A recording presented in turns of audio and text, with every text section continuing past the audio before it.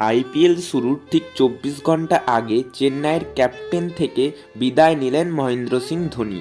হ্যাঁ বস, আইপিএল শুরুর ঠিক ২৪ ঘন্টা আগে পাঁচবারের শিরোপা জেতা ক্যাপ্টেন মহেন্দ্র সিং ধোনি চেন্নাইয়ের ক্যাপ্টেন হিসাবে বিদায় নিলেন। চেন্নাইয়ের এক সোশ্যাল মিডিয়াতে তারা পোস্ট করে জানিয়েছে যে এবছর অর্থাৎ আইপিএল ২০২৪-এ মহেন্দ্র সিং ধোনি আর ক্যাপ্টেন থাকবেন না। তারা এর পরবর্তীতে ক্যাপ্টেন হিসাবে নাম ঘোষণা করেছেন ঋতুরাজ গায়কোয়াড়ের।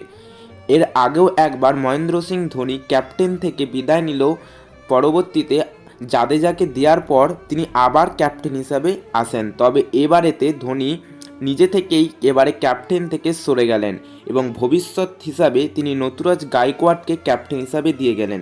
তবে এবছর আইপিএল অবশ্যই খেলবেন মহেন্দ্র সিং ধোনি, তবে তিনি এবছর আর ক্যাপ্টেন থাকবেন না। বলতে গেলে এক আইপিএলের যুগের অবসান ঘটল।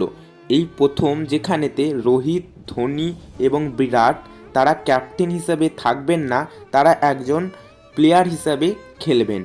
তো আমাদের এবছরেতে আর ক্যাপ্টেন কুলকে আর কোনোদিনই হয়তো ক্যাপ্টেন হিসেবে দেখতে পারবো না।